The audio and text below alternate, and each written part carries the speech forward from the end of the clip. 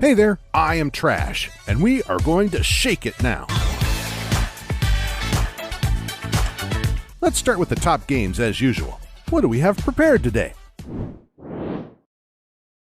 Yes, it is time for the bloodiest games. I have chopped up piles of meat, so let's get started. Every self-respecting gamer has surely played the Alien shooter at least once.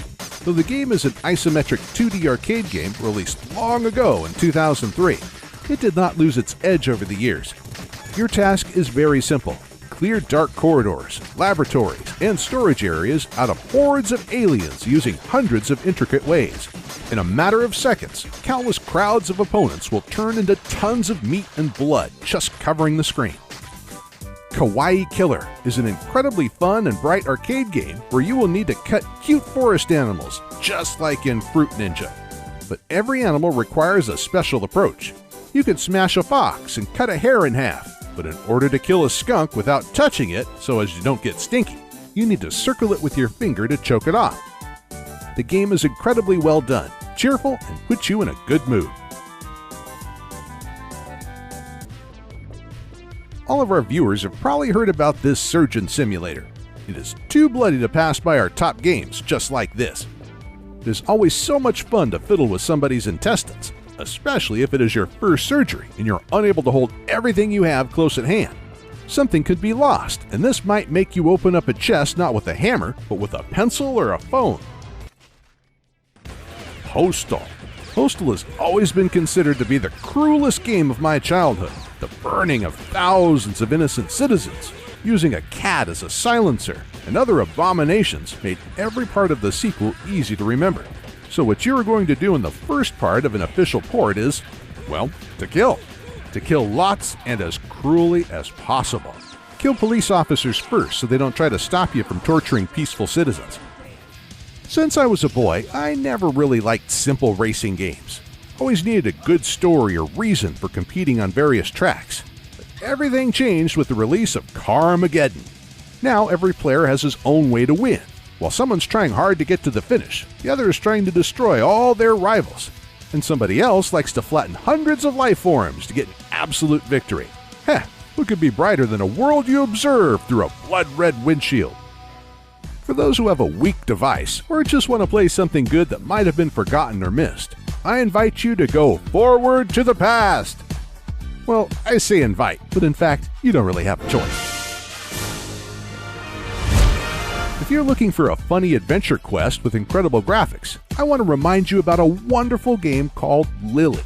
Here you visit a mysterious magic island to find the remnants of civilization there. Having met the wooden inhabitants of the island, you will need to solve puzzles, complete tasks, and fight against spirits getting on their back and rooting harmful plants. During the game, you will play interesting mini-games and upgrade your hero's abilities in order to cope with harder tasks and bosses. And now, let's continue with dessert, Game of the Week. Of course, the Game of the Week is one long awaited by everyone, Shadow Blade. Shadow Blade Reload is one of the most anticipated platformers of this year, and the reason is quite clear. Nice graphics, simple gameplay, and an interesting plot. You're going to play as the last ninja of an ancient clan destroyed by ruthless enemies. You will need to avenge the death of your brothers and bring back relics of your people in order not to disappear. You will learn about new plot details through comics during the 7 chapters of the game. From the very first second, you will see that the system of controls is not difficult, and the time counter and records will make you want to play this game again and again. Besides, you can craft your own levels and compete in them too. And now let's see what will be released in Android in the nearest future.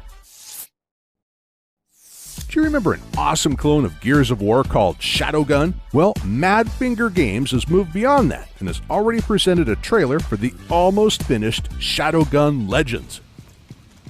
You might notice that Shadowgun looks a little different. This is not a third-person game anymore, but a first-person actioner where enemies resemble an alien threat rather than mercenaries. Rumor has it that we will play as bounty hunters, just like before, while the game still offers character upgrades and customization. Just like before, the game offers network battles, this time with crafting, quests, guilds, and even joint raids. How this all turns out, we are set to know in the fourth quarter of this year. Well, to end things off, let's cheer up with an interesting trash game. Oh, it's alive!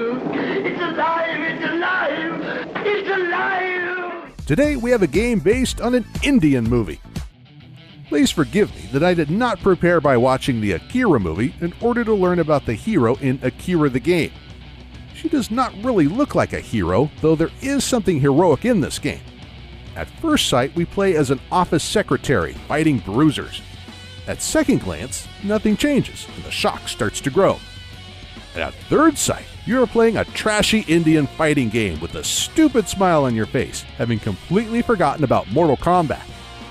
Akira the Game is a real hardcore trash game that I recommend you to play to cheer up. That's all for today. Share this video with your friends, download games from our site for free, and don't forget to subscribe to our channel. See ya!